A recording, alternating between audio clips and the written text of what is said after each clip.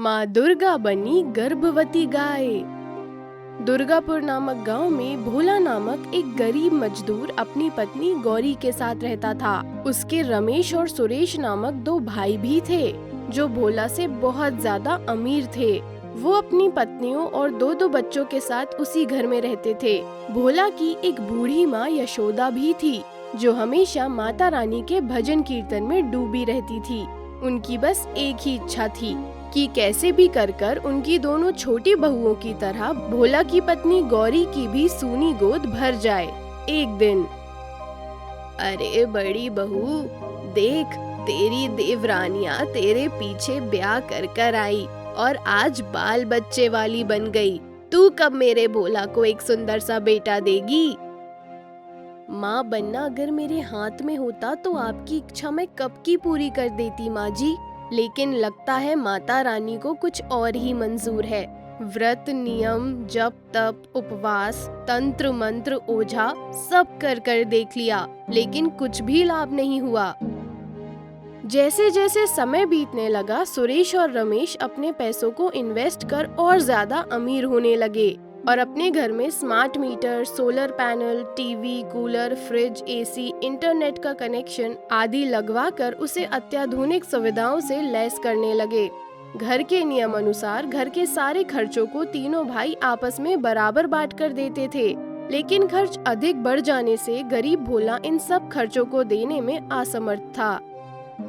देखो रमेश और सुरेश, मैं तुम लोगों की तरह सरकारी नौकरी वाला नहीं हूँ भैया। महीनों का इतना खर्च मैं नहीं उठा सकता। अपने मजदूरी के पैसे से कैसे मैं अपना पेट पालता हूँ ये तो मैं ही जानता हूँ। अरे भैया, आपका ये पैसे का रोना तो जिंदगी भर का रहेगा। क्या उसके लिए हम अपनी इच्छाओं की बलि दे दे? और नहीं तो क्या, अगर आप भी हमारी तरह पढ़े लिखे होते, जवानी के दिनों में दिन भर अय्याशियां नहीं करते, तो आज आपको ये दिन नहीं देखने पड़ते। तभी बूढ़ी माँ पीछे से आकर बोल पड़ी, अरे नालायकों, तुम लोगों को शर्म नहीं आती अपने बड़े भाई को अय्याश कहते हुए?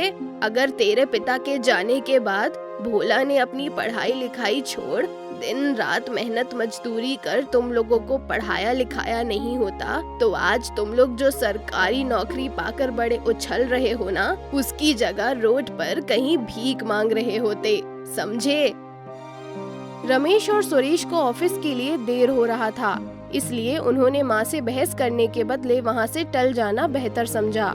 शुरुआत में तो भोला की माँ अपने पुश्तैनी गहने को बेच भोला की कुछ मदद कर देती, लेकिन रमेश और सुरेश की पत्नियों द्वारा एतराज करने पर उन्होंने वो मदद करनी भी बंद कर दी। क्या हुआ जी, आप इतने दुखी क्यों हैं? अरे दुखी ना हो तो क्या करूँ भाग्यवान, जो कुछ भी मेहनत मजदूरी से कमाता हूँ सब तो हाथ से रेत की तरह निकल जाता है। अब तो कई महाजनों का कर्ज भी बढ़ गया है, वो रोज तकादा करते रहते हैं। गौरी रोते हुए बोली, ये सब मेरे कारण हुआ है जी। अगर मैं बांझ नहीं होती तो हमारा बेटा भी पैसे कमाने में आपकी मदद करता, फिर घर खर्च का सारा बोझ केवल आपके कंधों पर नहीं होता। अरे तुम क्यों अपने आप को दोष दे रही हो गौरी? अगर समय रहते मैंने अपने बारे में भी सोचा होता और भविष्य के लिए कुछ बचा के रखता, तो आज ये दिन नहीं देखने पड़ते। इधर भोला और गौरी एक दूसरे को दिलासा दे अपने दुख को बांट रहे थे। उधर रमेश और सुरेश भोला को घर से निकालने का षड्यंत्र रच रहे थे। कुछ सोचा बड़े, इस भिखारी भोला को इसके घर से कैसे निकालना है? इसी भिखारी के कारण मैं अपने दोस्तों यारों के साथ शाम को शराब पार्टी नहीं कर पाता। रोज होटल बुक करना पड़ता है, उसमें मेरे कितने पैसे खर्च हो जाते हैं। वही सोच रहा हूँ छोटे, तो चिंता मत कर। इस भोला को तो मैं इस घर से निकाल कर ही दम लूंगा और फिर हम दोनों इस घर को एक बार और क्लब में तब्दील कर देंगे और खूब पैसे कमाएंगे। रमेश और सुरेश ने फैसला किया कि वो अपने घर का रेनोवेशन कराएंगे और उसे अधिक सुंदर बनाएंगे, जिसमें कुल 50 लाख का खर्च आने वाला था। गरीब भोला इतना खर्च नहीं उठा सकता था, इसलिए उसने पैसे देने से मना कर दिया। रमेश और सुरेश का प्लान सफल हो गया। वो जानते थे कुछ ऐसा ही होगा। उन्होंने भोला को घर से निकल जाने को कहा, लेकिन तभी उनकी माँ यशोदा, नहीं, भोला कहीं नहीं जाएगा, वो यहीं रहेगा। तुम दोनों कौन होते हो भोला को निकालने वाले? जितना ये घर तुम लोगों का है उतना ही भोला का भी है। अरे माँ, तुम भी भोला भैया की बिल्कुल दीवानी हो गई हो। हम कौन सा उन्हें यहाँ रहने से मना कर रहे हैं? हम तो यही कह रहे हैं ना कि अगर यहाँ रहना है तो घर खर्च बराबर देना होगा। रमेश भैया बिल्कुल सही कह रहे हैं माँ। ये नहीं होना चाहिए कि सुख सुविधाएं तो हम दोनों भाई मिलकर जुटाएं और उसके मजे भोला भैया उठाते रहें, वो भी फ्री फंड के। भोला सब कुछ सुन रहा था। अपने सगे भाइयों के रवैये से उसे बहुत दुख हुआ। वो अपनी माँ से बोला, रहने दो माँ, ये लोग सही तो कह रहे हैं। अगर इस घर में मेरी हिस्सेदारी बराबर है तो इसका खर्च भी तो मुझे बराबर ही उठाना चाहिए। मैं गौरी को लेकर कहीं और रह लूंगा, तुम चिंता मत करो और इनके साथ हंसी खुशी रहो। अरे बेटा, तुम इन धूर्तों की चाल समझ नहीं रहे हो। रिश्वत ले लेकर इन्होंने पहले ही अपने 2 फार्म हाउस बना लिए हैं। फिर वो इस घर के पीछे ही क्यों पड़े हैं? इसे अपने पुराने रूप में ही क्यों नहीं रहने देते? छेड़छाड़ क्यों करते हैं? मुझे तो इनका इरादा ठीक नहीं लगता। छोड़ो माँ, शायद माता रानी की यही इच्छा होगी। भोला अपना बोरिया बिस्तर समेटकर अपनी पत्नी गौरी के साथ एक झोपड़ी में रहने लगा। उसकी माँ यशोदा भी उसके साथ चली आई। भोला और गौरी माँ दुर्गा के बहुत बड़े भक्त थे। वो दोनों गरीब होने के बावजूद गाय की सेवा करने और दुर्गा माँ की पूजा के लिए फल पुष्प खरीदने में कोई कमी नहीं रखते थे। जैसे जैसे समय बीतता जाता, निसंतान गौरी को एक बच्चे की चाहत सताने लगी। उसे अपने भविष्य की चिंता होने लगी। बिना संतान के बुढ़ापे में उसका पालन पोषण कौन करेगा, ये सोच वो दुखी रहती। एक दिन, देखा बड़ी बहू, बाल बच्चे होने का फायदा। सोचो, अगर मैं भी तुम्हारी तरह बांझ होती तो आज मुझ बुढ़िया का पालन पोषण कौन करता? अभी जो भी उपाय बन पड़े कर लो। 45 के बाद कोई चारा नहीं चलने वाला। मैंने हर उपाय कर लिए हैं माँ जी, अब जो भी करेंगी माता रानी ही करेंगी। चलो ठीक है, ये याद रखना बहू, अमीरों के लिए उनका बैंक बैलेंस और गरीबों के लिए उनकी संतान ही बुढ़ापे का सहारा होती है। वैसे तुमने माता रानी से कभी कुछ मांगा भी है या इसी तरह सब उन पर छोड़ देती हो? ये बात ध्यान रहे कि बिना मांगे भगवान कुछ नहीं देते। एक ओर गौरी अपने बांझपने से परेशान थी तो दूसरी ओर भोला जिस फैक्ट्री में मजदूरी करता था, वहाँ एक दुष्ट कर्मचारी भोला के ऊपर चोरी का झूठा इल्जाम लगा उसे नौकरी से निकलवा देता है। अब बिना कमाई के भोला अपनी पत्नी और बूढ़ी माँ का पालन पोषण कैसे करेगा, ये सोच वो रोता रहता है। भोला और गौरी ने कभी भी भगवान से कुछ मांगा ना था, लेकिन एक दिन मजबूरी वश उन्हें माँ दुर्गा से अपने लिए कुछ मांगना ही पड़ा। वो दोनों पति पत्नी माँ दुर्गा के मंदिर में।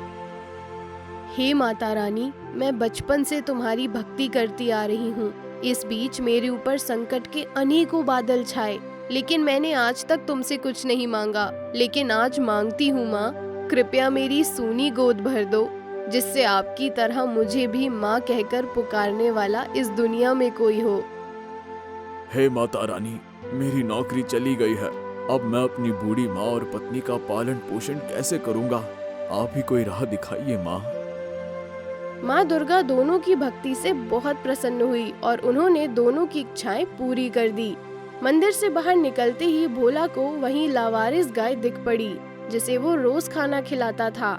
लेकिन आज कुछ आश्चर्यजनक घटना घटी। उस गाय के थन से दूध निकल रहा था। भोला समझ गया कि ये सब माँ दुर्गा की कृपा है। वो उस गाय को खुशी खुशी अपने घर लेता आया।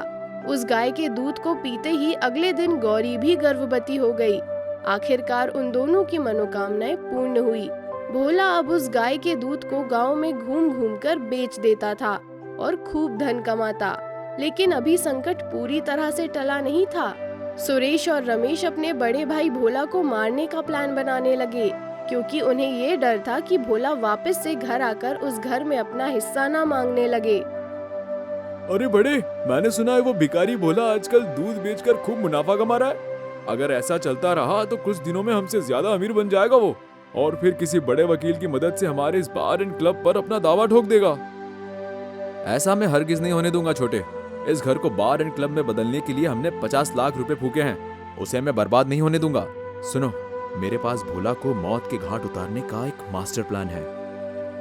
अगले दिन जब भोला अपने साइकिल पर दूध टांग कर बेचने जा रहा था, तभी अपने मास्टर प्लान के मुताबिक सुरेश और रमेश अपनी कार से उसे टक्कर मारने के लिए हाई स्पीड में कार बढ़ाने लगे। लेकिन तभी अचानक वो गाय आ गई और उसने भोला को एक जोर का धक्का देकर कार द्वारा टकराने से बचा लिया। सुरेश और रमेश ये देख बहुत क्रोधित हुए और एक डंडे से भोला को पीटने लगे और वहाँ से भाग गए। भोला बुरी तरह घायल हो गया था। ओह, ओह, हे भगवान, घोर कलयुग आ गया है। अपने ही भाई आज जानवर बन गए हैं और एक जानवर भाई से भी बढ़कर है। घायल भोला अब दूध नहीं बेच सकता था, इसलिए घर का खर्च चलाने और भोला का इलाज कराने के लिए गर्भवती गौरी ने गांव में घूम घूम पैसे कमाने का निश्चय किया और अगले दिन से साइकिल पर दूध टांग बेचने लगी। दूध ले लो दूध, ताजे ताजे दूध, मिलावट रहित दूध, पानी रहित दूध, दवाई रहित दूध, बिल्कुल शुद्ध दूध। गर्भवती होने के कारण गौरी सहजता से दूध नहीं बेच पाती और रास्ते में ही गिरकर बेहोश हो जाती है, जिससे सारा दूध गिर जाता है और वो दर्द से करहाने लगती है। आह आह, ये क्या हुआ? मेरे बच्चे, तुम ठीक तो हो ना? इस चोट के कारण गौरी का गर्भपात हो जाता है और रास्ते में ही उसका मरा हुआ बच्चा पड़ा रहता है। ये देख गौरी बहुत दुखी होती है और डर जाती है कि अब वो अपनी सास यशोदा और पति को क्या जवाब देगी। वो रात में चुपके से जाकर अपने घर के पीछे गाय के पुराने नांद में बच्चे को छुपा देती है। धीरे धीरे 9 महीने बीत जाते हैं। भोला बिल्कुल स्वस्थ हो जाता है और पहले की तरह दूध बेचने लगता है। एक दिन वो और उसकी माँ यशोदा गौरी से बच्चे के बारे में पूछती है। डरते डरते गौरी सब सच बता देती है, जिससे वो दोनों बहुत गुस्सा होते हैं और गौरी को भला बुरा कहने लगते हैं। अरे मूर्ख स्त्री, मैंने तुझे कितनी बार समझाया था कि दूध बेचने मत जा, हम भीख मांगकर गुजारा कर लेंगे, लेकिन तूने मेरी एक ना सुनी। देख लिया अपनी लापरवाही का नतीजा। तभी गौरी को अपने घर के पीछे से गाय के रंभाने की आवाज आती है। वो वहाँ जाकर देखती है कि वो गाय जमीन पर बैठी है और उसके बगल में गौरी का बच्चा और एक गाय का बछड़ा जीवित पड़ा हुआ है और रो रहा है। गौरी समझ जाती है जरूर ये गाय कोई मायावी गाय है। वो उस गाय से अपने असली रूप में आने की प्रार्थना करती है। वो गाय अपने असली रूप में आ जाती है और वो कोई और नहीं, साक्षात माँ दुर्गा होती है, जिसने अपने भक्त के लिए गाय का रूप धारण किया था और गौरी के मरे हुए बच्चे को नांद में से खाकर अपने पेट में 9 महीने तक पाला पोसा था। गौरी और भोला साक्षात माँ दुर्गा को देखकर दंग रह जाते हैं। हे माँ, तुम्हारा कोटि कोटि धन्यवाद मेरे बच्चे की रक्षा करने के लिए। तुम्हें जगत जननी क्यों कहते हैं, पहले तो केवल सुना था, आज देख भी लिया। जोर से बोलो, सांचे दरबार की जय, जय माता दी। भोला और यशोदा भी माँ दुर्गा का जयकारा लगाने लगते हैं। गाय रूपी माँ दुर्गा उन तीनों पर आशीष बरसाते हुए उसी समय गायब हो जाती हैं और गौरी के बच्चे और बछड़े को वहीं छोड़ देती हैं, जिससे भोला की जीविका और गौरी का बुढ़ापा अच्छे से बीत सके। दूसरी ओर हत्या करने के प्रयास, अटेम्प्ट टू मर्डर के केस में सुरेश और रमेश को जेल की सजा हो जाती है।